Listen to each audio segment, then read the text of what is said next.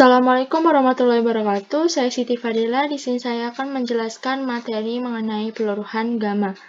Materi pertama yaitu pengertian peluruhan gamma. Sinar gamma adalah radiasi gelombang elektromagnetik dengan daya tembus tinggi dengan panjang gelombang berkisar 10 pangkat 7 sampai 10 pangkat min 11 cm.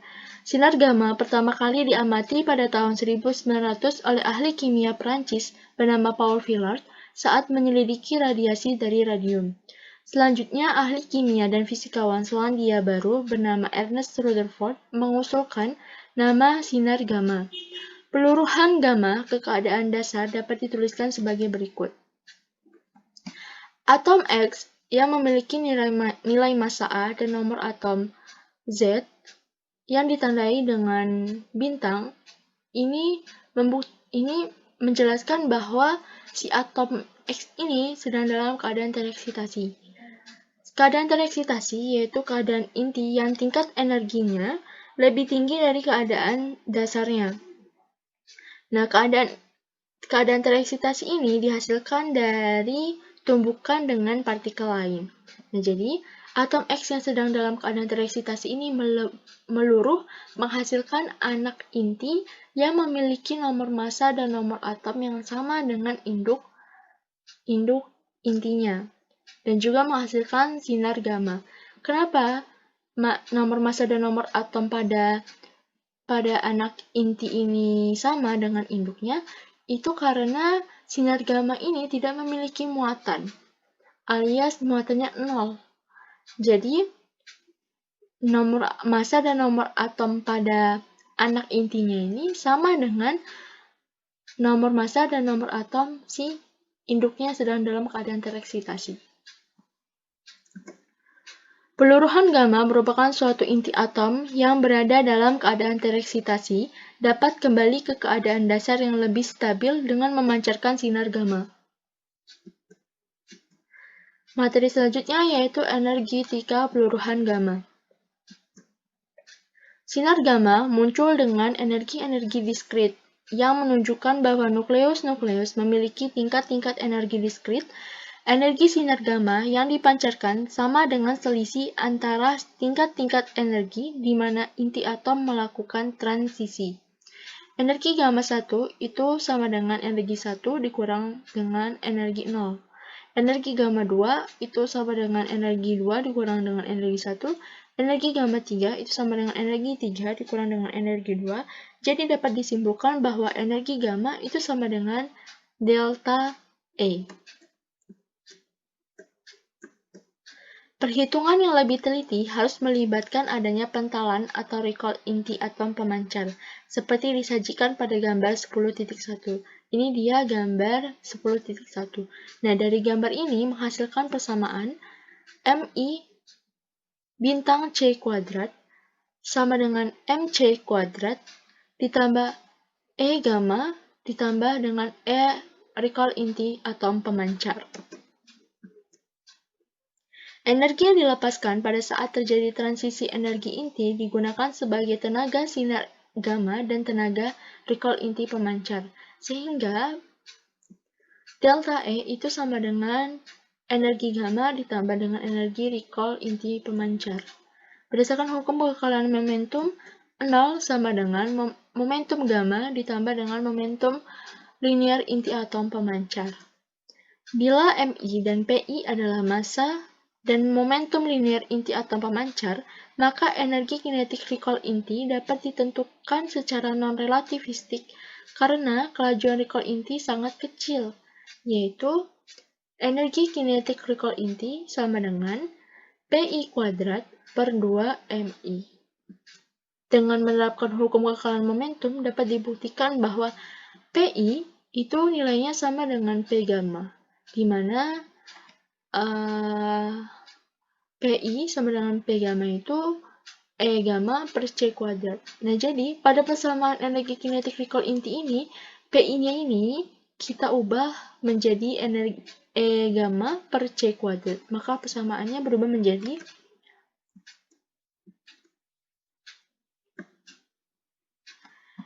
energi recall inti atau ER sama dengan energi gamma kuadrat per 2 MIC kuadrat. Dengan demikian, persamaan 10.2 dapat dituliskan delta E sama dengan E gamma ditambah E recall. Nah, tadi kan kita udah ketahui nih bahwa E recall-nya itu kan rumusnya ini. Nah, dari rumus ini kita bisa masukkan ke sini. Sehingga menjadi persamaan bagi berikut. Delta E sama dengan E gamma buka kurung 1 ditambah E gamma per 2 MIC kuadrat. Karena jika E gamma-nya ini kita kalikan, maka E gamma dikali 1, E gamma. E gamma dikalikan E gamma per 2 MIC kuadrat, maka dia akan menghasilkan ini. Di mana nilai ini adalah ER. Gitu. Jadi ini adalah persamaan lain dari ini.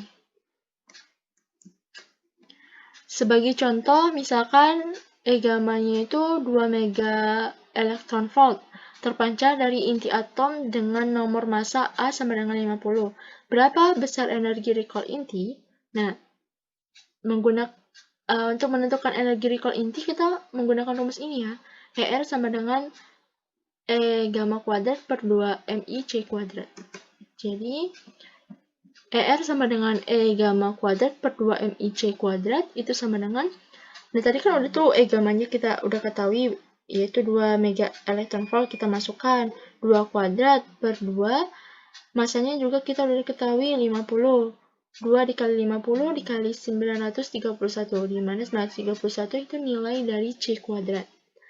Mega elektron volt, maka menghasilkan 40 kilo elektron volt. Energi kinetik recall inti tersebut sangat kecil sehingga dapat diabaikan. Dengan demikian, besar energi gamma adalah E gamma sama dengan delta E sama dengan MI bintang C kuadrat plus MC kuadrat sama dengan massa yang sedang dalam keadaan tereksitasi ditambah massa dikali C kuadrat. Materi ketiga yaitu tetapan peluruhan gamma. Peluruhan gamma dari inti tereksitasi memerlukan selang waktu tertentu. Usia paruh khas bagi tingkat eksitasi inti adalah 10⁻⁹ hingga 10⁻12 sekon. Keadaan inti yang bersifat seperti ini dikenal sebagai keadaan isomerik atau isomer. Umur paruh dengan rentang 10⁻16 detik sampai lebih dari 100 tahun, umur ini dapat diperkirakan secara kasar dengan pendekatan semi-klasik. Dapat ditunjukkan dari persamaan Maxwell bahwa titik muatan elektron yang mengalami percepatan akan memancarkan radiasi elektromagnetik dengan laju atau semua besaran dinyatakan dalam satuan elektrostatis. dE per dt sama dengan 2/3 E kuadrat A kuadrat per C pangkat 3.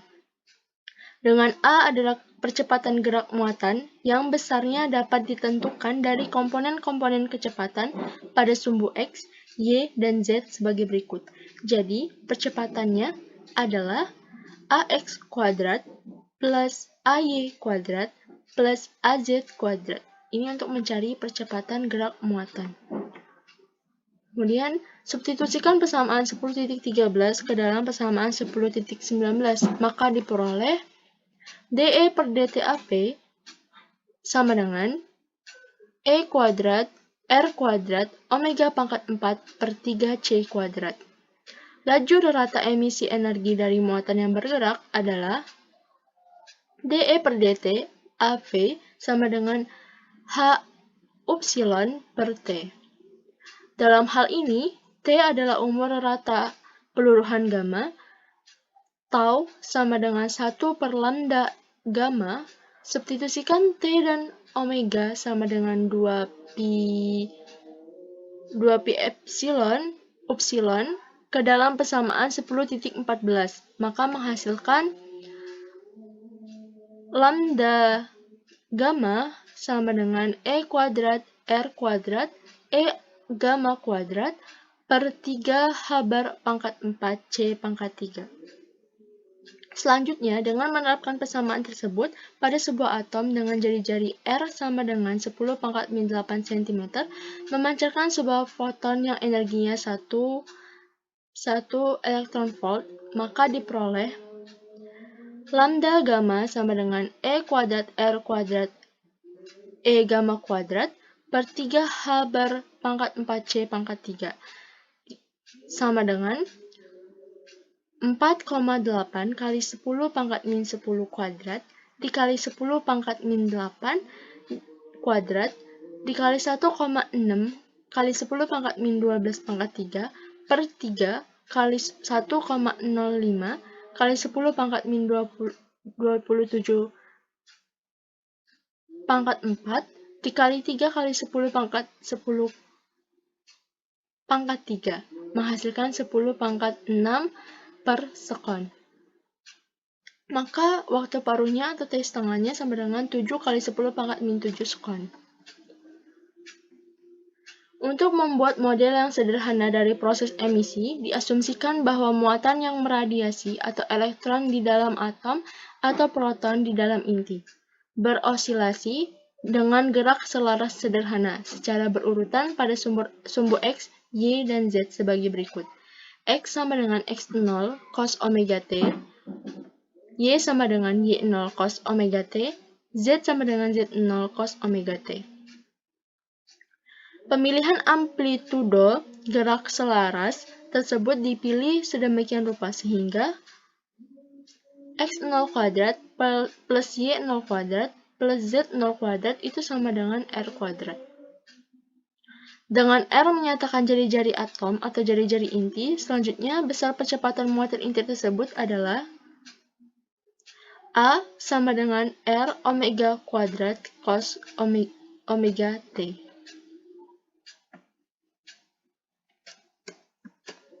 Sedangkan untuk sebuah inti atom dengan jari-jari 5 kali 10⁻⁻13 cm dan memancarkan sinar gamma dengan energi 1 mega elektron volt, maka diperoleh lambda gamma sama dengan E kuadrat R kuadrat E gamma kuadrat per 3H bar pangkat 4C pangkat 3 sama dengan 4,8 kali 10⁻⁻10 kuadrat dikali 5 kali 10⁻⁻13 kuadrat dikali 1,6 kali 10⁻⁻16 pangkat 3 per 3 dikali 1,05 kali 10⁻⁻27 pangkat 4 dikali 3 kali 10⁻10 pangkat 3 menghasilkan 2 kali 10 pangkat 15 per sekon. Maka waktu paruhnya atau T setengahnya sama dengan 3 kali 10 pangkat 16 sekon. Materi selanjutnya akan dijelaskan oleh Rusma. Efek mekanika kuantum. Di dalam sistem atom dan inti, yang dapat ditentukan hanyalah kebolehjadian menemukan zarah dalam elemen volume tertentu, ds, dy, dz, yakni sebesar psi terekritasi psi ds, dy, dz pada persamaan 10.17. Untuk potensial yang independen terhadap waktu, maka besaran tersebut independen terhadap waktu. Pada saat sebuah sistem pemancaran radiasi elektromagnetik, sistem berada pada potensial yang bergantung pada waktu yang diciptakan oleh medan listrik dan medan magnet yang mempengaruhinya. Oleh karena itu, untuk integral psi F terekritasi X psi I ds dy dz plus cc sama dengan psi F terekritasi X psi I ds dy dz E pangkat I EF min EI per H ditambah C sama dengan STI E pangkat min I omega T ditambah CC pada persamaan 10.18. Kemudian dalam hal ini diasumsikan H omega sama dengan E1 min EF dan STI adalah kependekan dari tidak gayut waktu atau time independent. Huruf CC menyatakan konjugat computation. Dengan demikian, kebolehjadian transmisi dapat dinyatakan sebagai berikut, di mana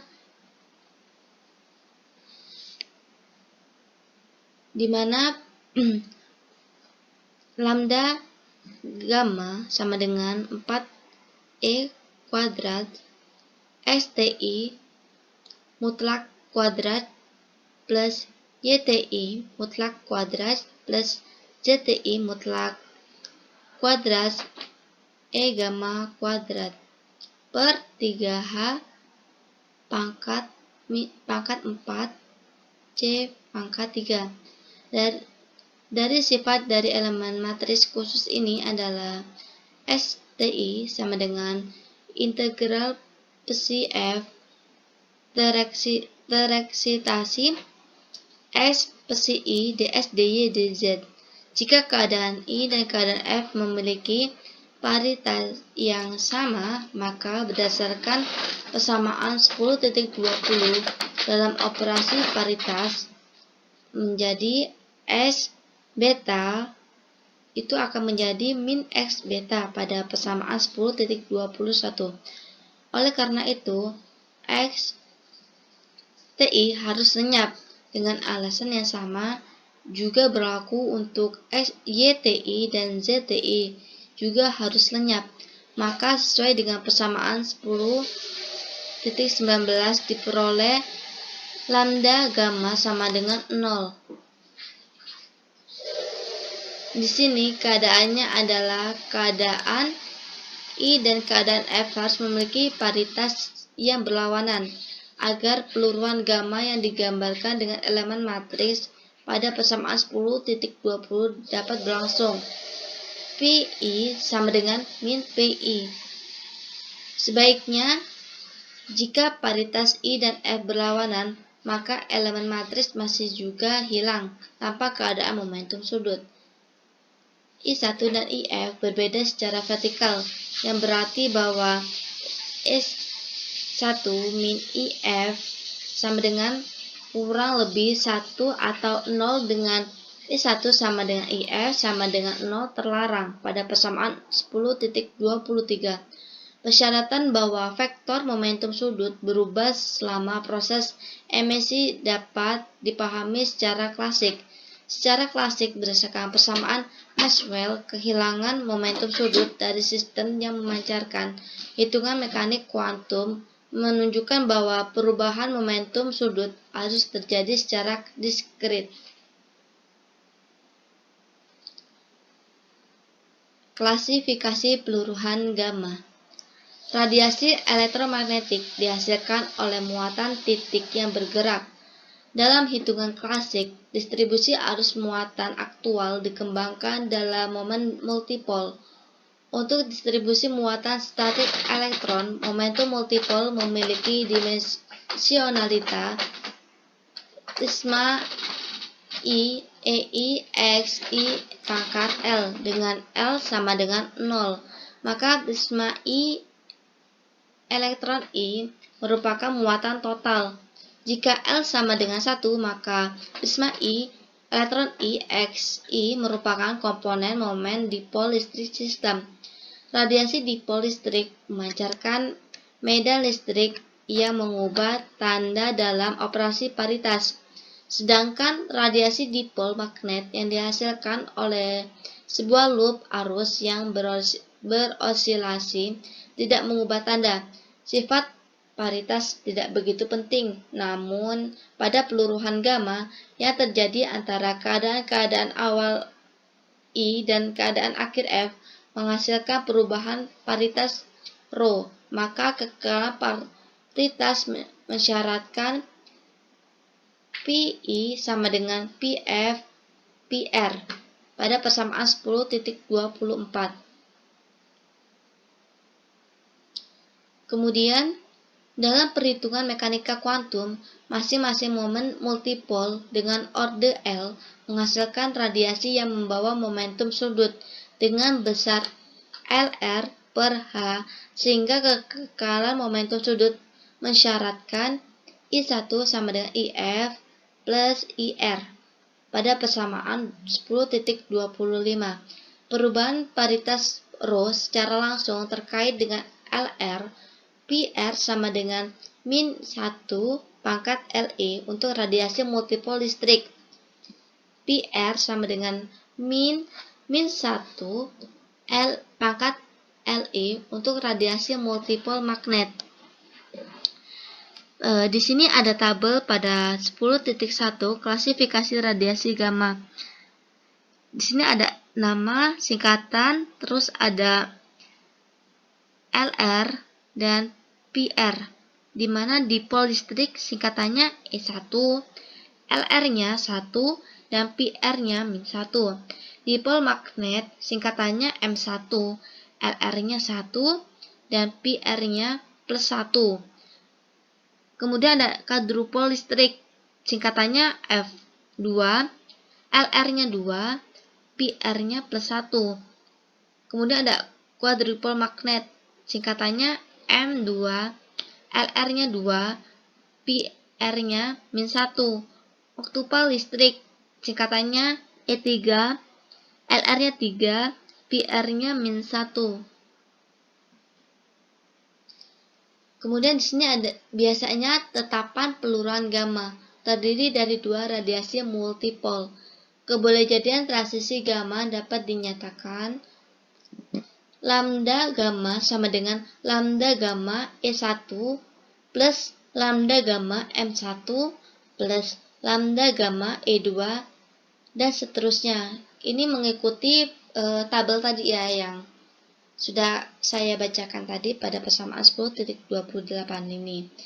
Untuk transisi proton tunggal dengan keadaan akhir skon, Weishaupt telah memperkirakan bahwa untuk sebuah inti dengan jari-jari R memiliki lambda gamma ELR mendekati S E kuadrat per H lambda R kuadrat R per lambda R pangkat 2 LR pada persamaan 20.29 dan lambda gamma MLR mendekati 10 H per M rho CR kuadrat lambda gamma ELR pada persamaan 2.30 dengan skor menyatakan faktor statistik massa rho adalah massa dan lambda adalah panjang gelombang radiasi elektromagnetik dibagi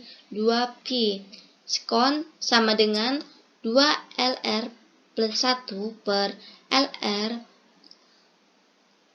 I 3 kali 5 dan seterusnya sampai 2LR plus 1 3 per LR plus 3 pangkat saya ulangi 3 per LR plus 3 kuadrat pada 10.31.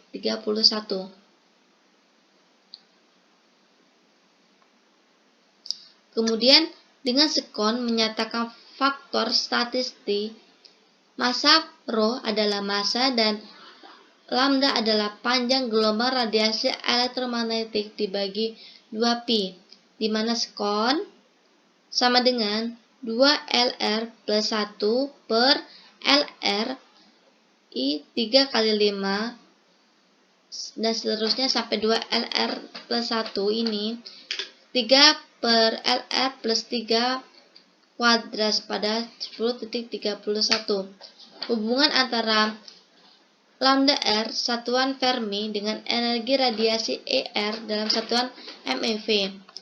Lambda R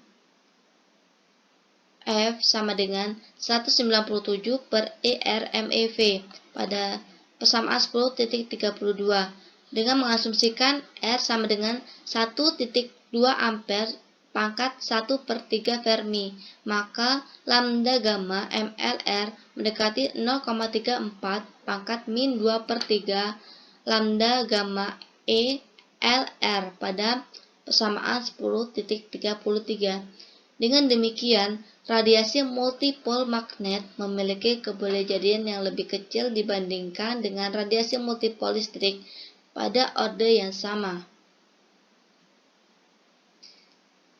Jika lebar keadaan eksitasi dinyatakan dalam EV atau elektron V dan energi radiasi E dinyatakan dalam satuan MeV dan maka diperoleh hubungan gamma E1 sama dengan 0,068 ER pangkat 3 ampere 2/3.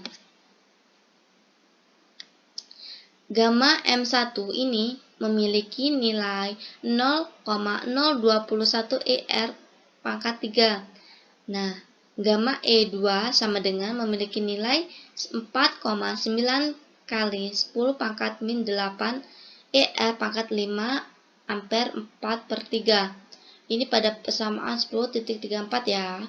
Kemudian ada gamma 4, maaf saya ulangi. Kemudian ada gamma M2 sama dengan memiliki nilai 1,5 dikali 10 pangkat min 8 ER pangkat 5 A pangkat 2/3. Kemudian ada gamma E3 sama dengan memiliki nilai 2,3 dikali 10 pangkat min 14 ER pangkat 7 A kuadrat. Konversi internal. Konversi internal merupakan transfer langsung energi eksitasi ke sebuah elektron. Elektron yang terpancar memiliki energi kinetik sama dengan eksitasi nuklir yang hilang dikurangi energi ikat elektron dalam atom. Inti tereksitasi dapat kembali ke keadaan dasar dengan memberikan energi eksitasinya ke salah satu elektron orbital di sekelilingnya. Proses ini dikenal sebagai konversi internal, yakni sejenis fotolistrik di mana sebuah foton nuklir diserap oleh elektron atomik. Sebagian besar sumber radioaktif akan memancarkan elektron-elektron peluruhan beta maupun konversi internal, dan relatif lebih mudah untuk mengambil puncak-puncak konversi internal dockstreet yang menumpang pada skema kontinu. Nah, di sini bisa kita lihat skema kontinunya, spektrum elektron dari inti radioaktif. Nah, setelah itu, dengan demikian, jika kita mengetahui umur paruh dari suatu tingkat inti tertentu, boleh jadi peluruhan totalnya sendiri dari komponen yang berasal dari emisi gamma dan komponen dari konvisi lingkungan, yakni lambda total sama dengan lambda gamma ditambah lambda E. Keadaan tingkat energi inti meluruh lebih cepat melalui proses gabungan daripada proses emisi gamma sendiri, sehingga perlu didefinisikan koefisien internal alfa, yaitu lambda E per lambda gamma. Dalam hal ini, menyatakan kebolehjadian emisi elektron relatif terhadap emisi gamma. Diperoleh persamaan lambda total sama dengan lambda gamma dalam kurung 1 ditambah alfa. Jika alfa melambangkan koefisien konversi internal total yang terdiri dari koefisien konversi internal parsial dalam bentuk kulit-kulit atomik, yaitu lambda total sama dengan lambda gamma ditambah lambda K ditambah lambda K ditambah lambda M. Lambda total sama dengan lambda gamma dalam kurung 1 ditambah lambda K ditambah lambda L ditambah lambda M. Dan diperoleh persamaan lambda E sama dengan lambda K ditambah lambda K ditambah lambda M. Jika kita meninjau sampai subkulit,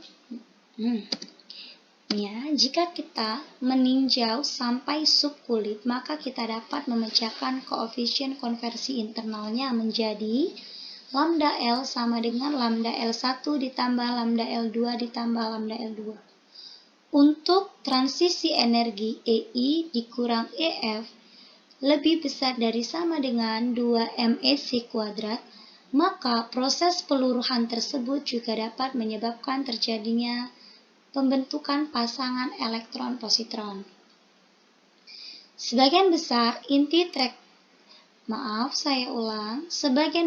inti tereksitasi memiliki umur paruh yang pendek terhadap peluruhan gamma. Namun demikian pula terhadap beberapa inti tereksitasi selama beberapa jam. Inti tereksitasi yang berumur panjang disebut isomer.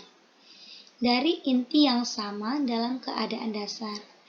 Inti tereksitasi SR dengan nomor massa 87 dan nomor atom 38 memiliki umur paruh 2,8 jam. Inti tersebut dapat dianggap sebagai isomer terhadap SR dengan nomor massa 87 dan nomor atom 38. Nah, di sini saya akan menjelaskan skema peluruhan gamma. Peluruhan gamma biasanya menyertai peluruhan alfa dan beta. Pada gambar 10.3 berikut disajikan skema peluruhan gamma yang menyertai peluruhan beta pada sampel magnesium dengan nomor massa 27. Nah, di sini bisa kita lihat pemancaran beta dan gamma berturutan. Nah, di sini ada sampel magnesium. Nah, magnesium ini akan meluruh dengan memancarkan elektron atau yang biasa kita sebut dengan istilah peluruhan beta. Dengan waktu paruh, misal di sini kita buat 3 tahun menjadi keadaan tereksitasi. Jadi magnesium akan meluruh dengan memancarkan elektron atau peluruhan beta, yang kemudian meluruh dengan cepat ke keadaan dasar. Jadi magnesium ini tadi akan meluruh dengan cepat ke keadaan dasar, di sini dasarnya, melalui peluruhan gamma, peluruhan gamma 1 dan peluruhan gamma 2. Jadi dia langsung mengalami tereksitasi ini tadi melalui 2 peluruhan gamma gitu ya, secara langsung, dan sampai ke permukaan dasar. Nah, begitulah proses atau skema peluruhan gamma itu terjadi. Jadi untuk gamma melakukan peluruhan, tentunya dia membutuhkan waktu paruh. Nah, jadi begitu ya teman-teman, presentasi atau penjelasan dari materi yang saya jelaskan. Semoga bisa dipahami. Terima kasih.